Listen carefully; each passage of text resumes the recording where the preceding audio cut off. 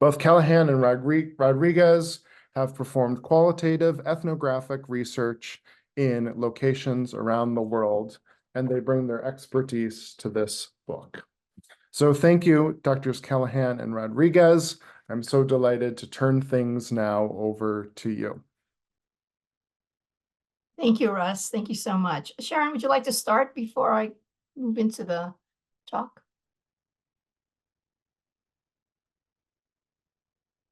Sharon? Uh-oh.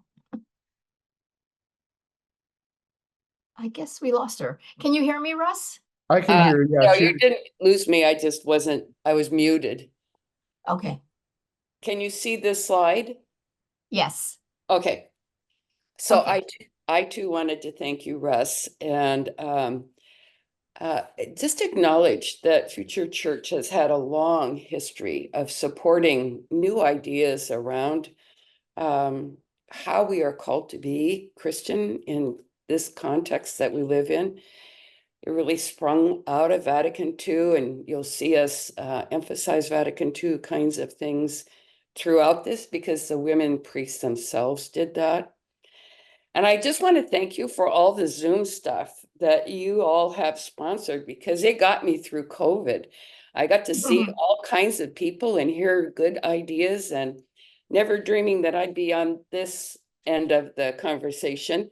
So I'm a lot grateful to be with you all tonight. Thank you for being with us.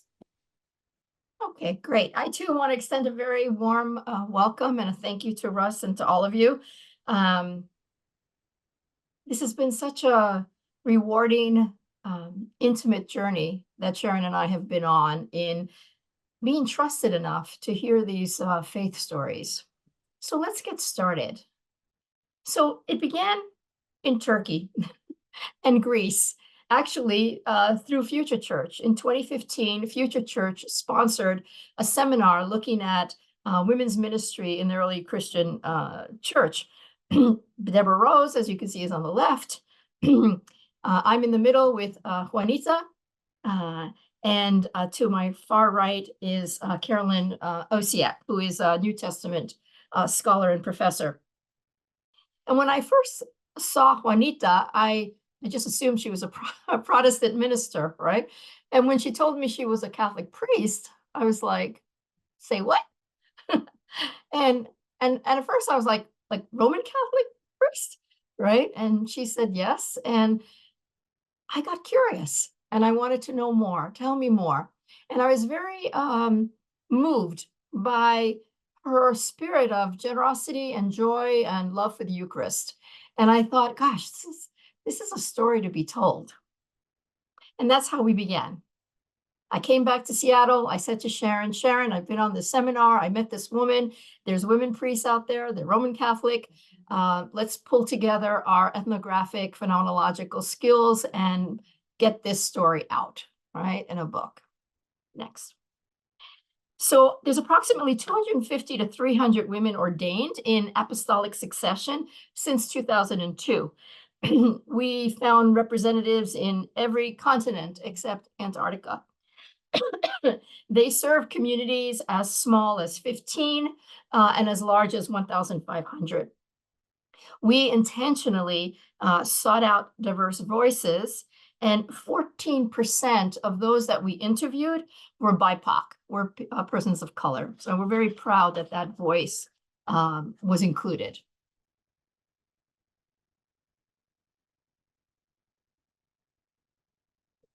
Sharon? I don't know why it got muted again. Sorry. At the beginning, we also differentiated between different kinds of Roman Catholic priests. There are ecumenical or old Catholic women priests, and some of you would be familiar with Mary Ammerman's story. There are many of those. Some of our students are bishops in that tradition. But Juanita was a Roman Catholic woman priest, and so we sought to look at that group in particular because it goes back to the Danube 7 that were ordained on the Danube in 2002. So who are the priests that we looked at and how did we go about it? As Jeanette said, it's a phenomenological study and ethnographic. So Jeanette said a very important word in her opening. She was curious. Instead of moving away from, she moved toward and asked to hear the story. It seems so important as we are now in this synodal process that we're in. How do we listen deeply to another? And phenomenologically, in order to understand what's really going on. In order to do that with Roman Catholic women priests across the world, we had to make it ethnographic. We had to go to different places. We had to see what was going on in those places and talk to the people as well as the priests themselves. As you can see, we looked at all kinds of materials, liturgies, ordinations, even meeting minutes from different groups. We went to the archives where there are a lot of materials kept at Marquette University. We visited several areas in the countries to try to see if there were cultural differences in all of this. And of course there are. John Creswell, who's a teacher and a expert in research, acknowledges that this kind of research is emotion laden because it is so close to the people and ultimately it's practical. And you can only imagine that our emotions were laden as we uncovered a lot of what was going on, because basically we wanted to understand what is the deep spirituality that each of these women has from their call to through their journey, to their spiritual practices, to their decision, which we thought would be a big decision to go against the law of the church and thus invite excommunication. But as we go through, discover, yes, that is a big decision, but it's not the end all and be all. As they went through, they came to a real deep spiritual freedom. As researchers, our primary task we took on was to tell the stories of these women in their own words, and as much as possible to use their own words and their own writings and the words of the people around them to talk to others within the church. And that's how we constructed our book. We met with each other every week for 5 years so that we could debrief, seek to understand, challenge each other. We took notes on every interview. We interviewed 33 people in person, either through in face or on Zoom. And we used the writings of another 9. So we have 42 of the between 250 and 300 Roman Catholic women priests currently ordained. Who are the women? So if you take a look at this chart, it's a little confusing, I think, but there it is. Most of them timed their call before the age of 20. And yet most of them had to wait until after 30. Most of them actually waited until after 50 before they could become ordained. So that's a long spiritual journey that we were privileged to witness and to hear. Their education is amazing. So many doctorates out of 42. And we didn't get all of this information from everybody. So there could be more out there that even in the people we interviewed that we didn't have the information from. Another thing that we, as I said, we heard them talk about being Vatican II people and serving Vatican II people. The people we met in their congregations talked about this as well. And when we take a look at their trajectories, most of them were lay ministers, either lay or vowed religious lay ministers for up to 45 years. A long time of serving in the church. Others had numbers of years in healthcare, either through counseling or physical health care or professional public health. We are deeply indebted to Christine Schenck, who, as you know, was also one of the founders of FutureChurch, because she agreed to write the foreword for us, and she set a context that's mostly North American context. But as we take a look at, these are figures we all know. They're important, but they did not drive our research. We really wanted to explore this from the women's stories, not from this perceived need that there are no people being called to be ordained. And so our first observation was an ordination that we attended in 2019. And we attended and observed as ethnographic research, which means we took notes. We met with the people afterwards to clarify what they saw. We interviewed probably 5 women that you see here in the photo. And some of the things that stood out to us were a couple of things. So number one, the choice of music. And I mean, we literally went through all the liturgies of all the ordinations, as well as the archives at Marquette. You know, Sharon says we met, you know, once a week for 5 years. Sometimes we met twice a week. I mean, so it was a lot of meeting times. But repeatedly, the themes were things like, all are welcome to the table, right? All are welcome to the table. Every person, a second thing, every person in attendance, whether Catholic or not, went up and received the Eucharist.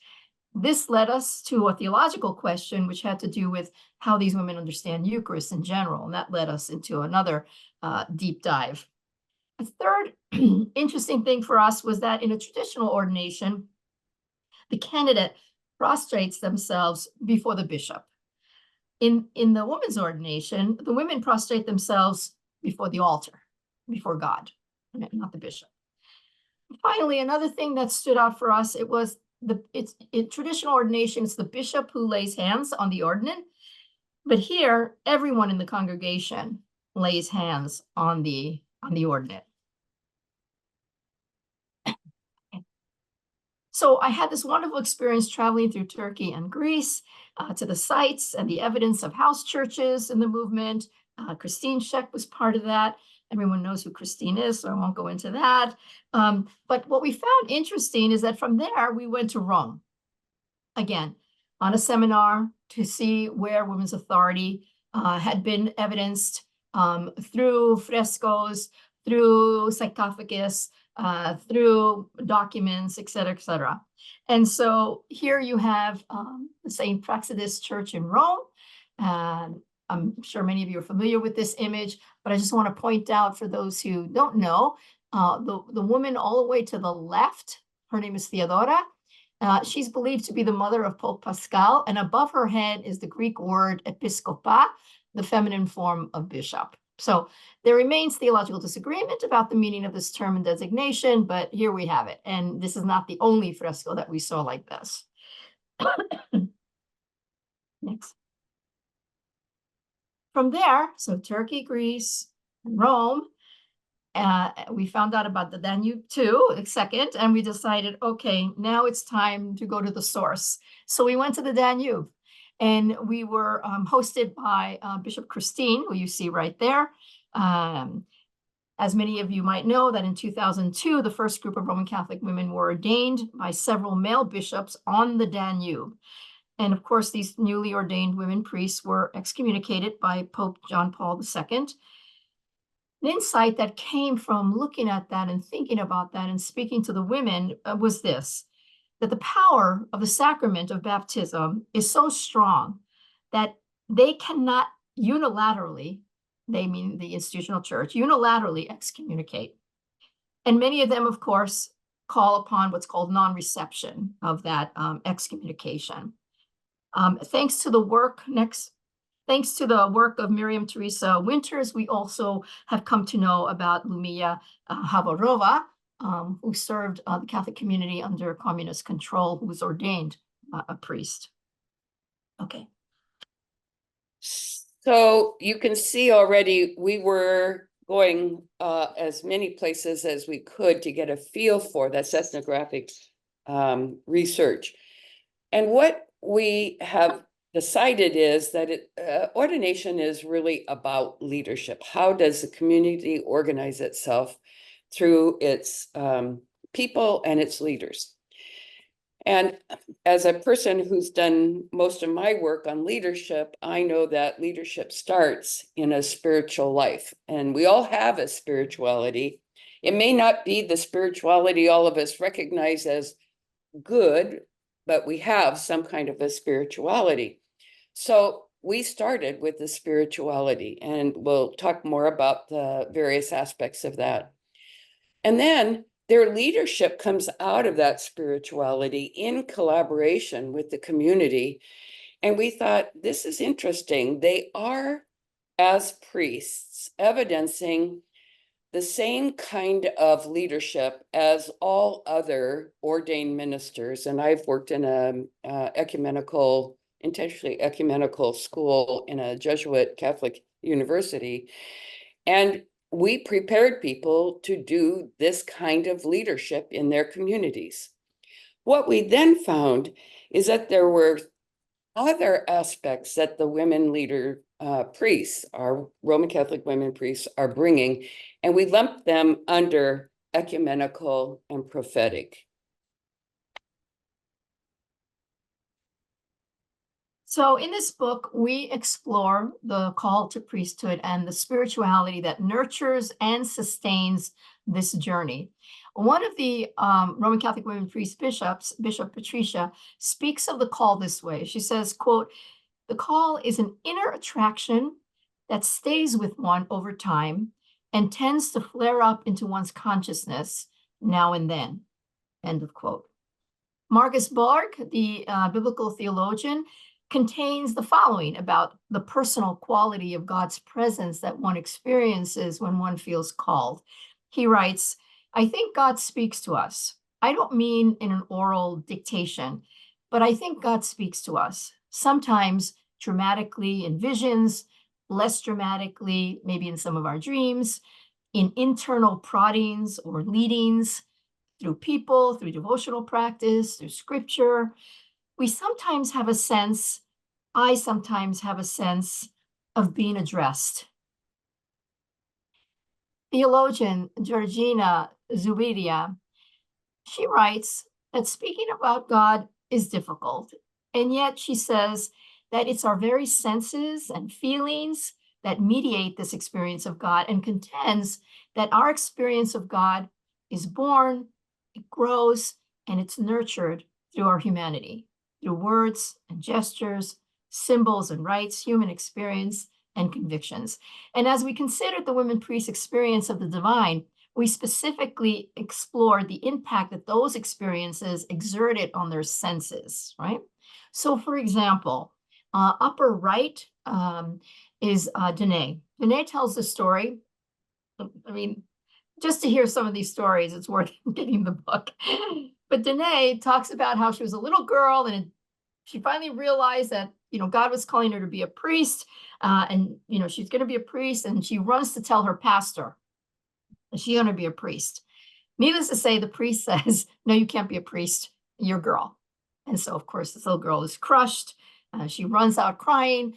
On her way, as she's running out, she runs smack into a nun that was working in the parish, tells her what happens, and God is so good. And this is what the nun says to her. She says, quote, "Danae, you will be what you were meant to be. Punto period." A very simple phrase, right? But a promise, no? Let's see, Cece. Cece, I have to find her because I have to say it how she says it. I can't just paraphrase her. Cece is one of the younger priests that we met, and she talks about her experience like this. She says, "I remember sitting in the pews at church and looking up at the consecration and feeling, I suppose, what you call a shimmer." She describes it as a shimmer, a feeling of, "Oh, that's who you are. That's who you are. And recognition, right? Below, we have Olivia, Bishop Olivia, who talks about the awakening of her call, simultaneously happening with a recognition of the call that others see in you, right? So being called by the community, not just an individual thing. And one of my favorites, of course, stories is Paula. And partly I love the story about Paula because it was an example of several examples that we saw of our allies or our partners who supported this call and didn't dismiss it or ridicule it. And again, she had a very private, intimate experience of God in a communal setting at a mass, sitting with her husband. She feels God calling her. She hears God calling her. She has an emotional reaction to it. Her husband, in support, says to her, Paula, just listen, just stay there, right? That he trusts that what she was experiencing, right, was valid. And he would be there to accompany her on this journey. It's just a very, very beautiful story. Next. So once you hear the call, in biblical stories, we have many who hear the call and then you hear the story of what happens next. So what's the journey after you hear the call? And it was interesting to us how many said, oh, I'm the same as so many. And yet we found every woman's story to be quite unique. There wasn't a same as any. So as ethnographic, phenomenological researchers, we're looking for themes that will kind of lump together to be the same as many, and we couldn't find them. So we used the work of Harvard researchers, feminist researchers, Eagly and Carley, who wrote a book called Through the Labyrinth, The Truth About How Women Become Leaders. And in their work, they describe three major ways that women, find how to live out their true reality, whatever that reality is. And one, they say, is the concrete wall. You come up against the concrete wall. There's no way to move against it. And I think most of us, men and women, know that there is that wall. And for now, in the Roman Catholic Church, it's a combination of patriarchy, kyriarchy, and canon law. To say nothing of the theology that was written in so many centuries before. So how do you get through that concrete wall? It's a hard task. So in this slide, we are featuring, everybody has to go through this, but we're highlighting just a few each time. Sorry, this went. So on the right, you see Bridget Mary Meehan, who did a ton of writing and exploring to recover women's saint stories, women in scripture stories, to elevate their stories to be received by the whole church.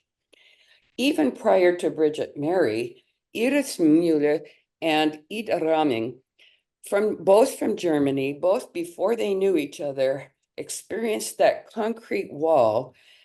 While they were earning their doctorates in university in Germany, they could not be ordained, period. And this was in the 70s. In fact, it was in the 60s because Ida Raming wrote and produced material for the Second Vatican Council to use to open up ordination to women. A break. I think of concrete walls. If you look at them, little plants come through and eventually crumble. So how do you crumble a concrete wall? The second way is through what has been called the glass ceiling. And people actually break the ceiling, so there's some success there. Barbara Braun-Zygmunt, who's a minister and theologian from, I think she's United Church of Christ tradition, used that image and called it the stained glass ceiling and did a lot of research published in the late 1990s, early 2000s about all the religious traditions Christian religious traditions having trouble breaking through that stained glass ceiling. So once Dagmar and Christine and others are ordained on the Danube in 2002, that ceiling is broken, which then leads us to the third and the more often used way, which is the labyrinth. So what obstacles, what allies, what supports? How did you manage that journey? And it's, if you think of the labyrinth, you run into something and you have to back up and try over again, all in deep prayer. So how do you sustain yourself on that journey? So the journey is filled with uncertainty, opposition, and this unrelenting, still, small voice. So how are they sustained? So we have the traditional practices of liturgy and prayer, saying the divine office, but we also have music, art, relationships, river rafting, right?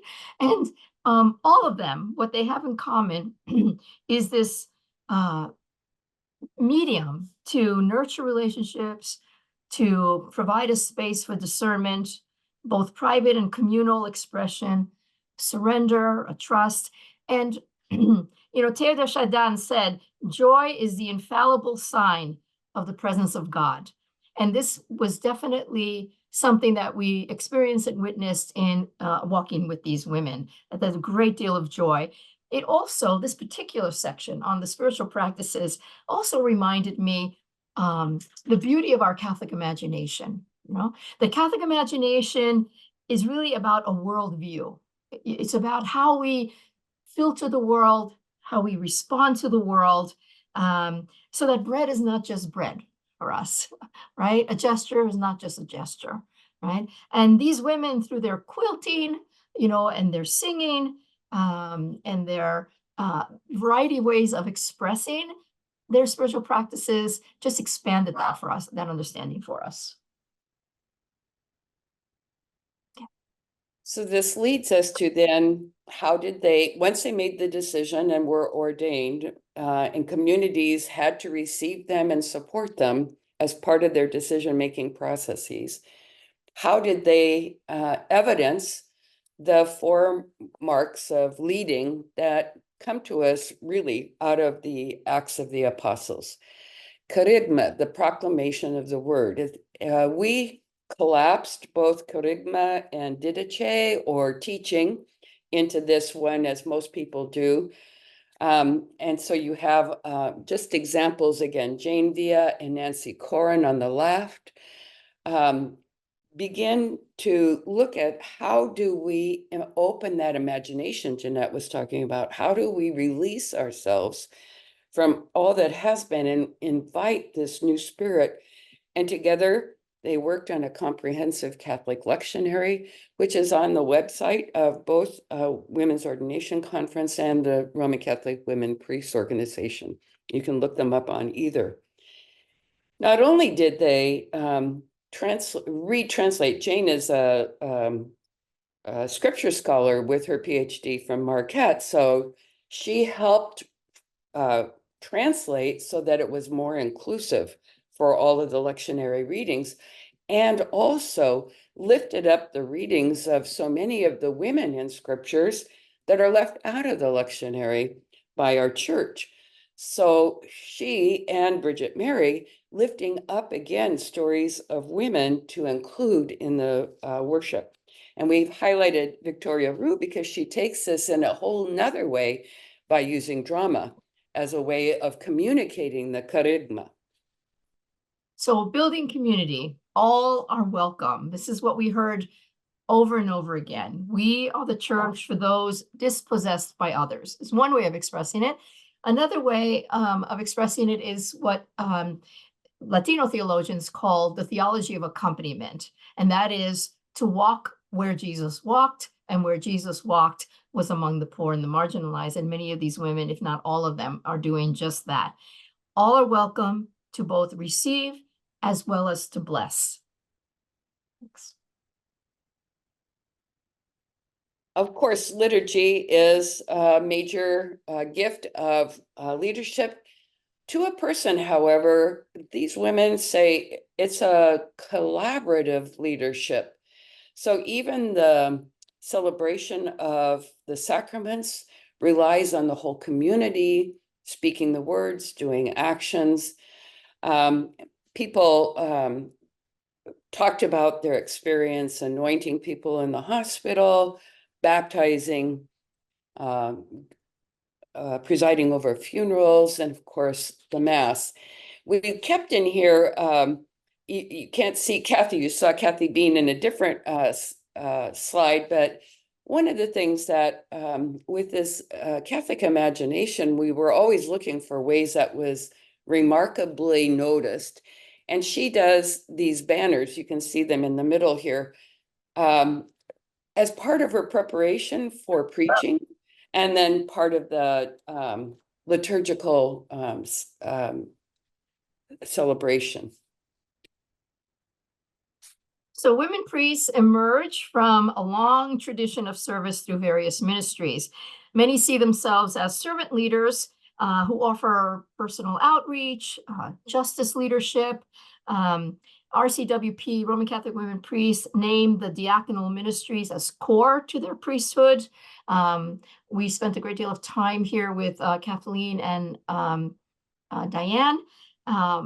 Again, exemplary examples of visiting the sick, foot care for the homeless, listening to others suffering, the generosity of their spirit, spiritual counseling, justice advocacy, above and on top of all the other ministries that are traditional in the diaconate.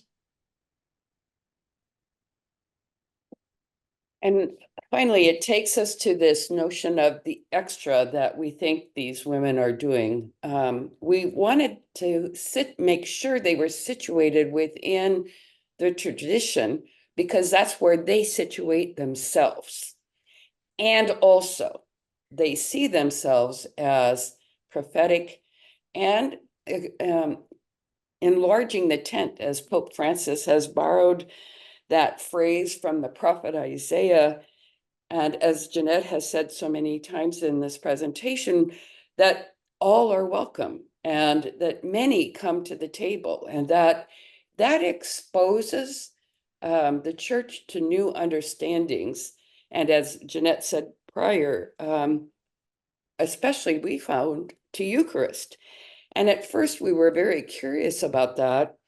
We're still curious, but the curiosity has expanded, because isn't it interesting that bishops are now finding out that most Catholics, according to the Pew Research, don't have the same understanding of Eucharist that we had from catechisms prior to Vatican II.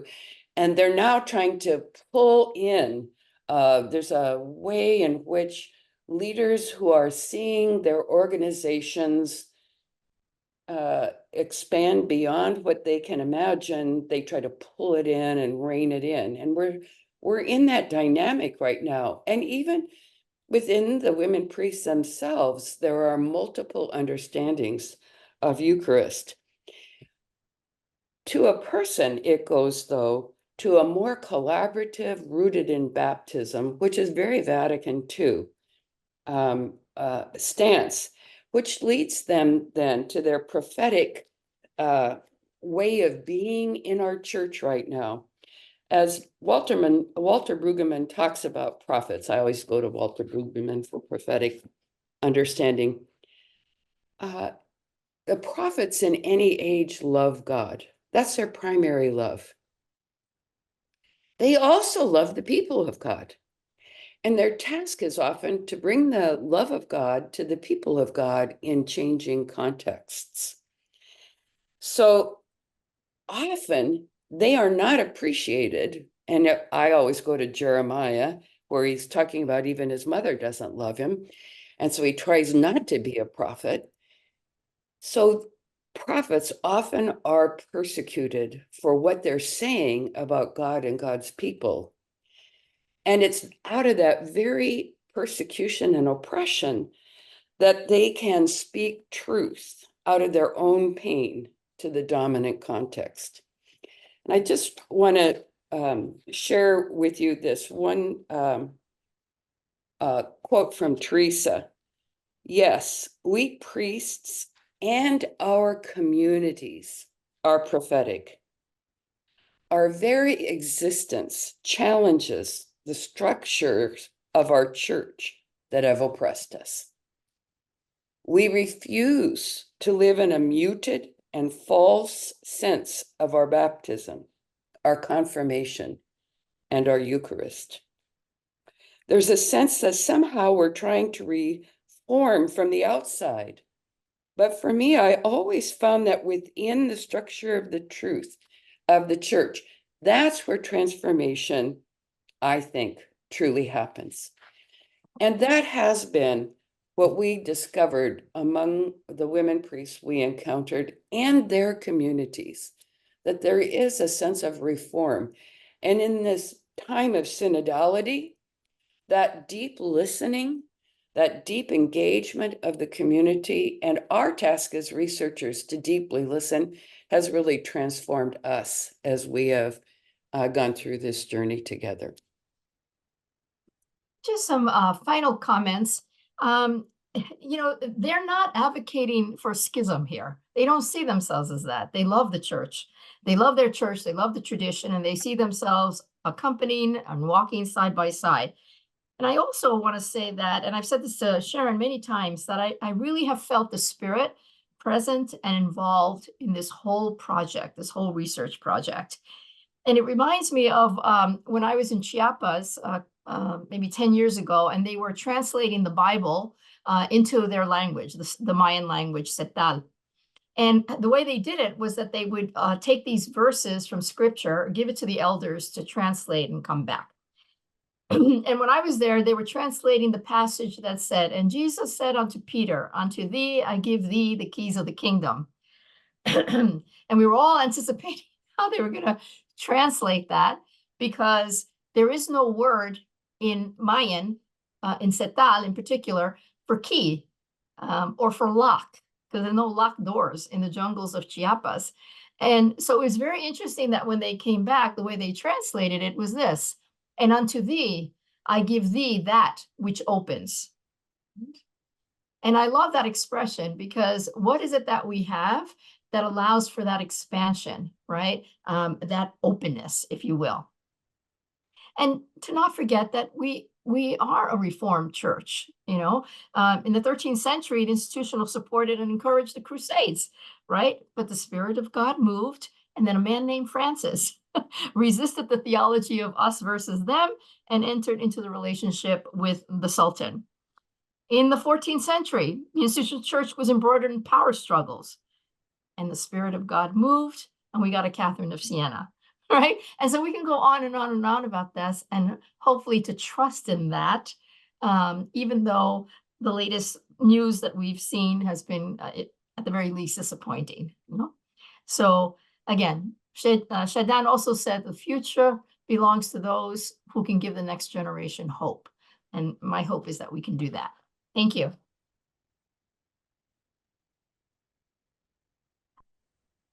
Wow, thank you both for this really wonderful presentation. We've got plenty of time, everyone.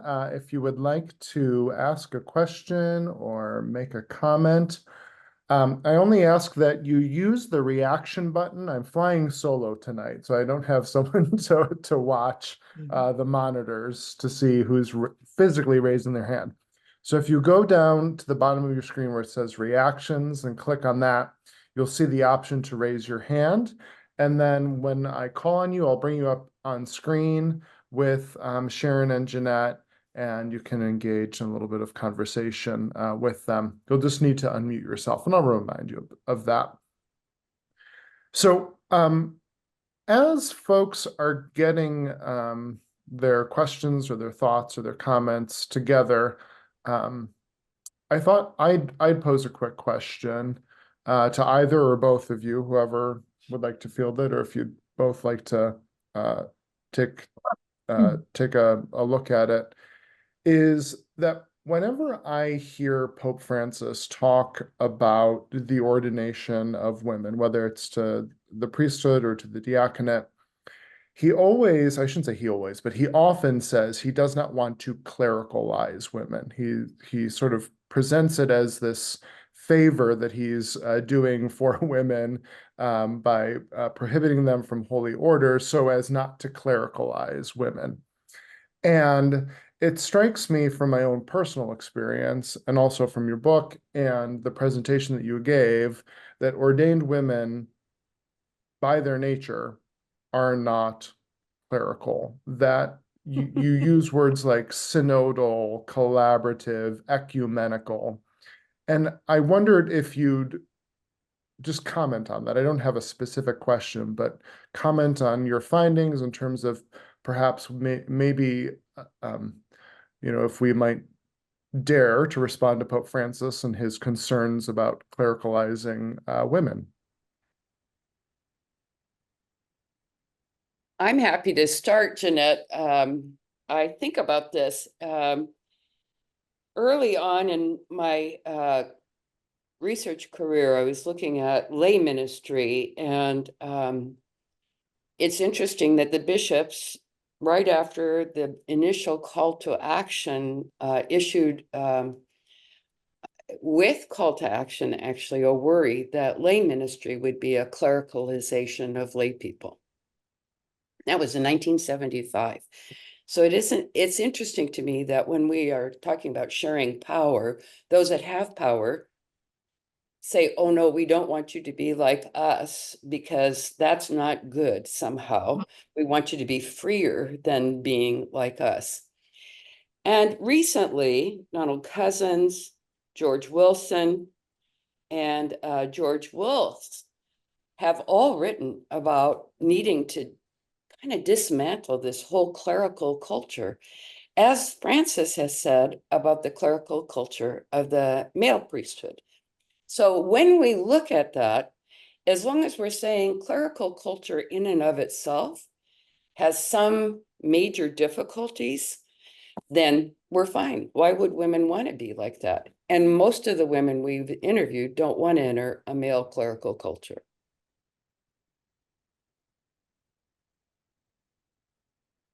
I would just add that I think there's a continuum on the human experience, right?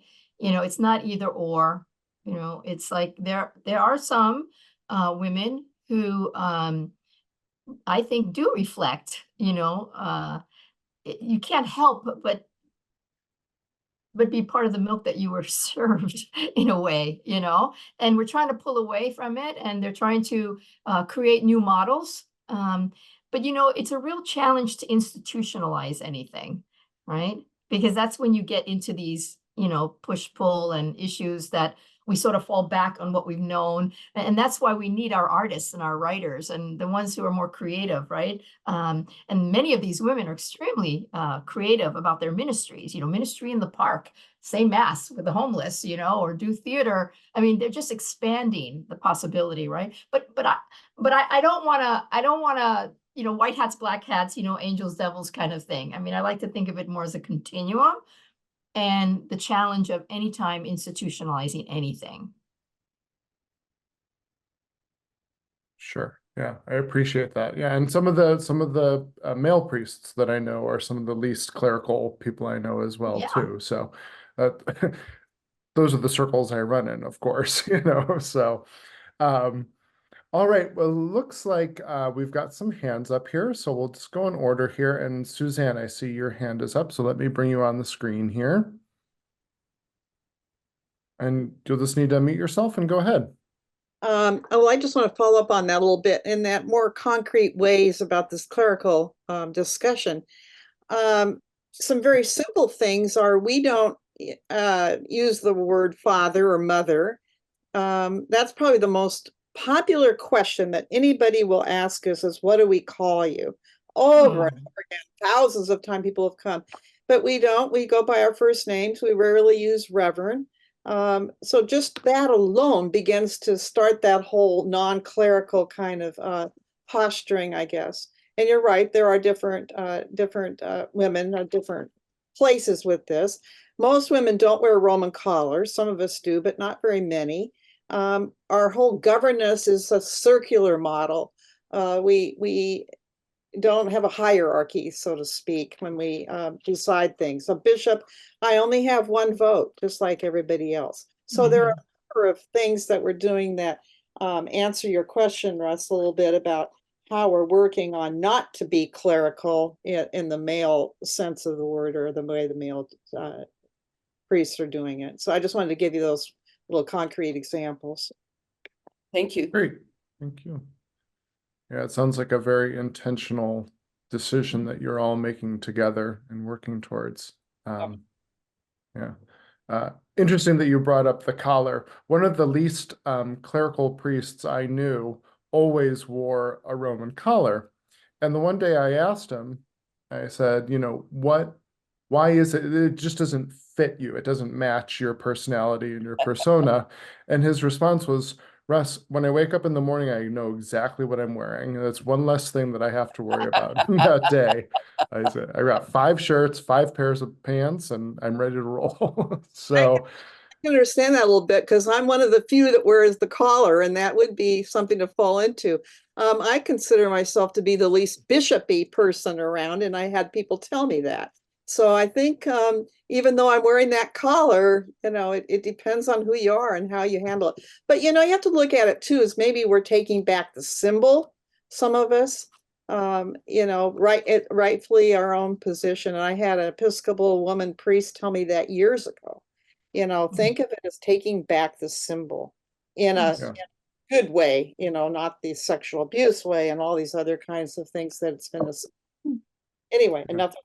Yeah, no, good. Yeah, and I think of some of the Black women religious who still wear a habit, and part of that is because they worked so hard and fought so much for the ability to wear that habit that they're not giving it up, and I totally understand that.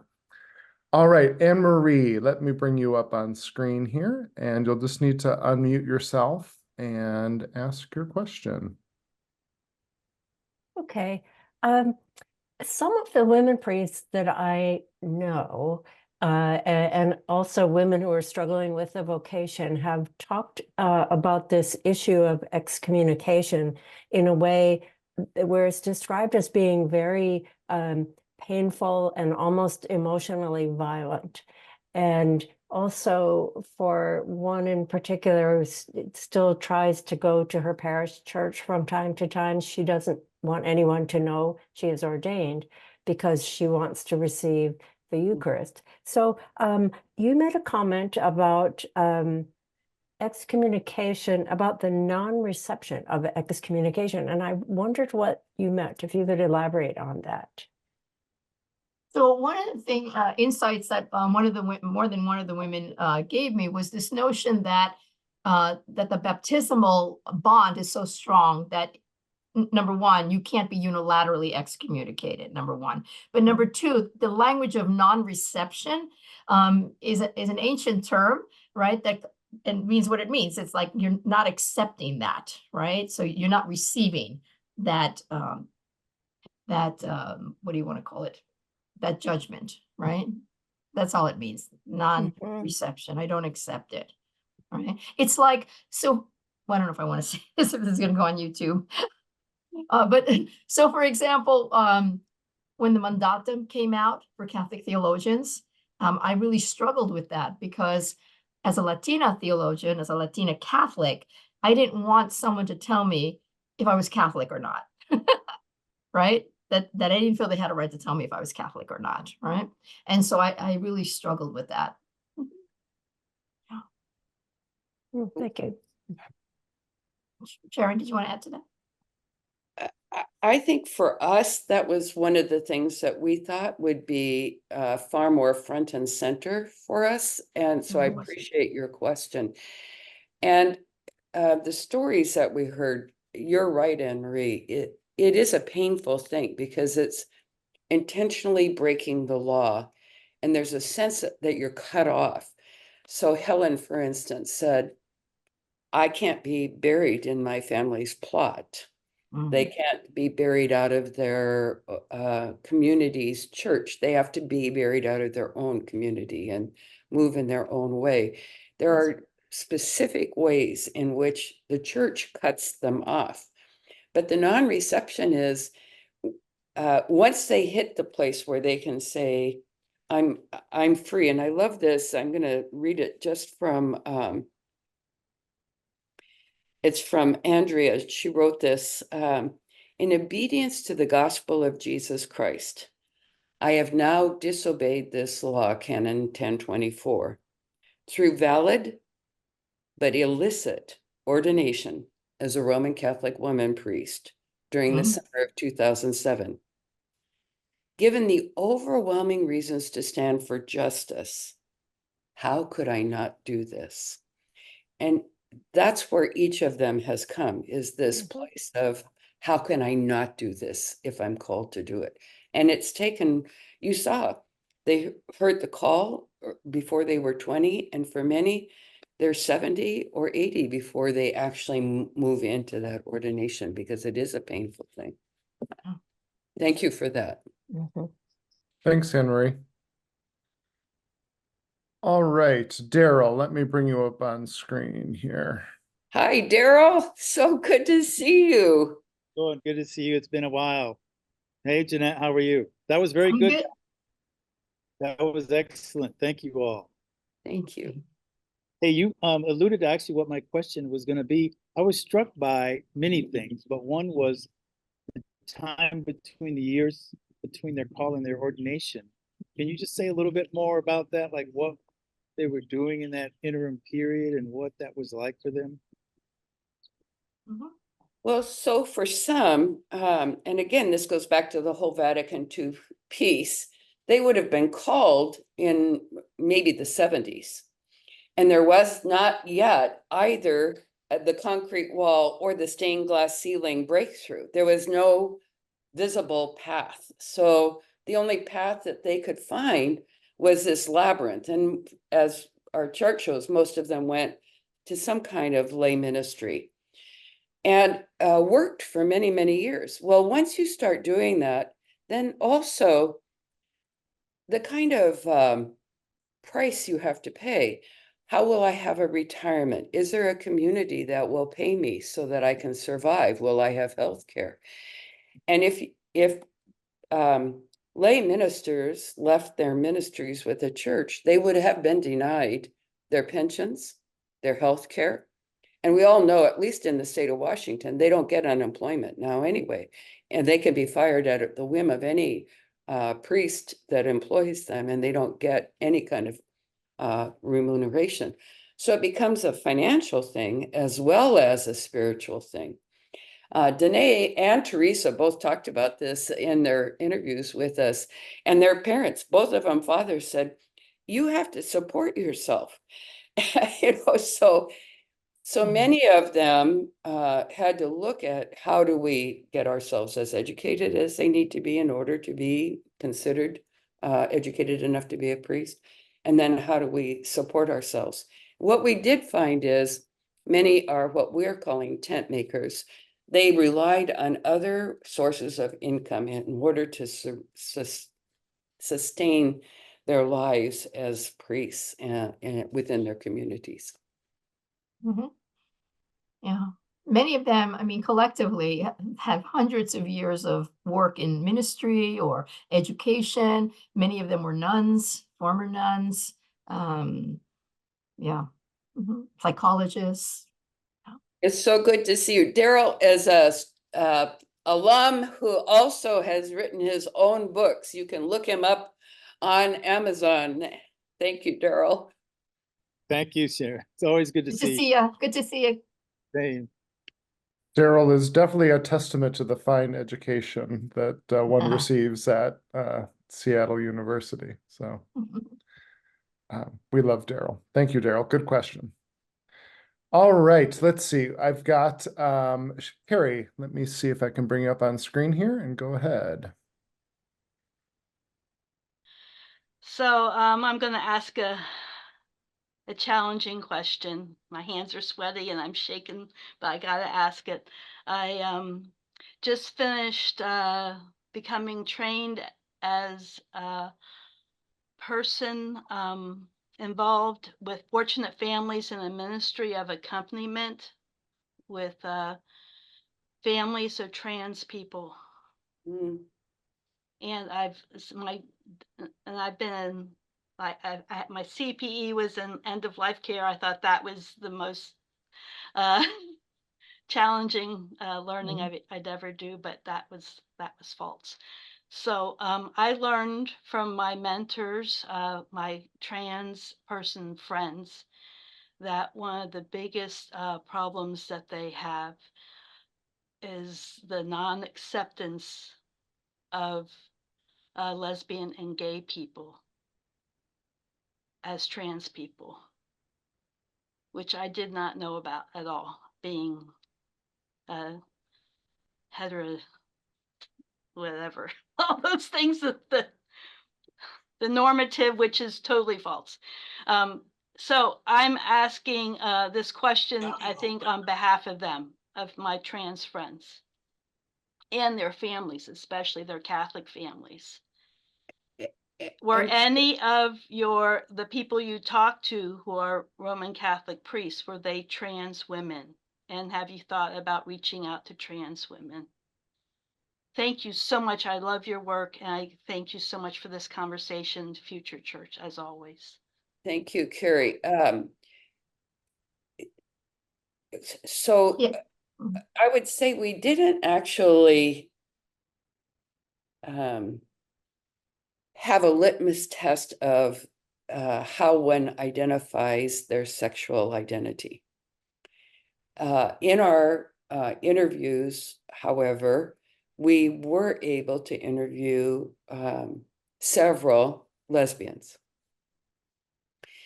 And at least one of the women priests, in fact, I think we were at their ordination, was self-identified as a lesbian at the time, and we just found out, now identified as Non-binary. transsexual non-binary. And it is creating some difficulties within the community. And I think sexual identity, as all identities, I'm deeply committed and aware of the struggle each has to become who they truly are created to be by God. And the call is for each of us to become more and more sensitized and accepting, curious. I think we go back to Jeanette's initial reaction. How do we stay curious and open and listen deeply so we understand? Jeanette, I don't know if you wanted to add anything to that. No, I think you're right. I mean, you just said what I was going to say. Okay. I do want to bring Suzanne back onto the screen here, just because I saw you raised your hand. I wanted to just answer you a little bit, Carrie. We are very open to trans, to any gender, to any sexual orientation. I personally, with Jane Via, ordained Corey in 2019, who is definitely non-binary. And we have Jenny Marcus in Association of Roman Catholic Womenpriests. Remember, there are two groups who are very active and definitely clear about trans. When you begin to do your research, this was not such a subject as it is now. And so that's probably part of what, the reason that you don't really have anybody in your interview group. But we're very open, we're very clear. And many of our, I suppose compared to the regular population and the bell-shaped curve, we have probably a larger number of lesbian involved with us, but we're certainly not, we're married. I have 5 grandchildren. We're all over. So I want to be really clear, but we do have 2 that I can think of right away that are definitely trans. And I ordained one of them, so we're open to it. Great, thanks for that extra input there. And thank you, Carrie, for that really, really good question, a really important question. because I think, incorporating the trans experience and trans women, especially into our work for the equality for all women in our church, is certainly like a growing edge for all of us. So thank you for that really important question. I just, as we're waiting for other comments or questions to emerge, want to say thank you to all the women that I'm seeing that we interviewed that are on this. So thank you for everyone we asked said yes. It was a really big graced moment for us. And as researchers, we had to have people sign so we could use their names. Only one out of the 42 that we used requested anonymity, and we've kept that. And we did try to keep within the text locations, sort of not shrouded, but not front and center, because there are allies who are bishops, cardinals, and priests. And we didn't want them to suffer anything as a result, nor did the women priests that we interviewed want them to suffer any retribution, because those allies are highly valued.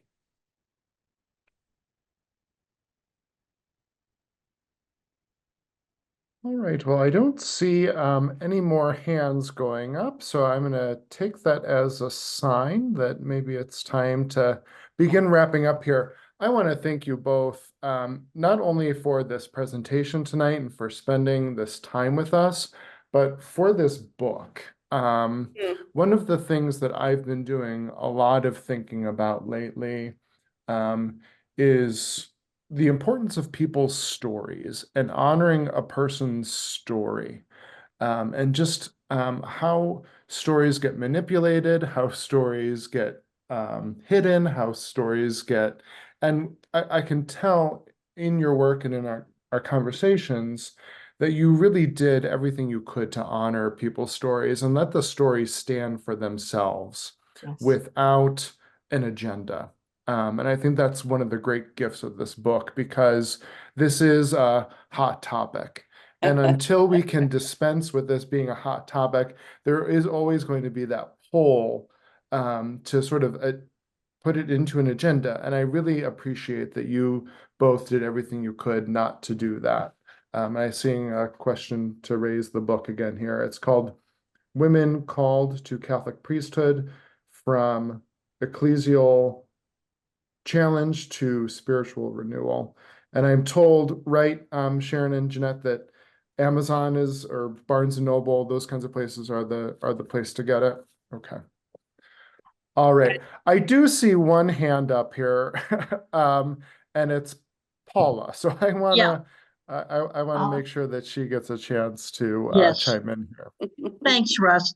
I just want to say, as one of the people who was interviewed, that Jeanette and Sharon did such a wonderful job of really telling our story, of using our words, of using our experience. And to read that in the book, as I read the book, I'm like, oh, that's really what I said. That's how I said it. And so it was a thrill to have the voices of us women tell our story. And I really, really appreciate that they were so faithful to that. Thank you, Paula. That really Thank means a you, great deal to Paula. us. Thank you. Thanks, Paula. And let's see, I see Raymond, if I'm pronouncing that correctly, you have your hand up. Let me bring you up on the screen here. And go ahead. Yes, thank you very much. I'm really impressed with this. This is, like you said, a hot topic, and we don't often have an opportunity to listen to the reality of what's being lived. We know it exists. I went years ago to Call to Action and met some women priests there and went to the celebration, but we don't hear much about it. My question was, how, like, where do they render their services? Because it's so delicate. Like, where can they practice their, I don't know how to say it, but it's like when you mentioned the thing about, you have some people that are supporting these women right within this church structure, but it takes a lot of doigté, we say in French, you know, to handle this without breaking any, I don't know how to say it. Anyway, I wondered like how it must be very challenging. It's more a comment than a question. And I don't know, I'd be curious to know. I know there was something on the St. Lawrence River a few years back, somewhere ordained, and that created. Yep. I've never heard anything about it since, so I'm sort of curious now of who I would love to be able to meet some of them here in Canada. I'm in Montreal. Anyway, thank you. It was very interesting. I would encourage people to go to the Roman Catholic Womenpriests.org website. And on that website, there is a tab that says, who are we? And there's a full list of all the women priests, where they are. And if you click on where they are, it gives the name of their parish and how to find them. So if you want to join, many of them have websites, and many of them are conducting masses on Zoom, like many of the male-led services are. So if you want to know more, it's there. The other website I think I like to mention is John Wingard. I have a hard time spelling his name, but it is in the book. So Yeah. And Russ just put in the chat a link if you want to check that out, Ramon. Thank you. Thank you. Very good. Good question there. Well, this has been just a wonderful hour and 15 minutes. So thank you both for joining us. Thank you to all of you for being here with us.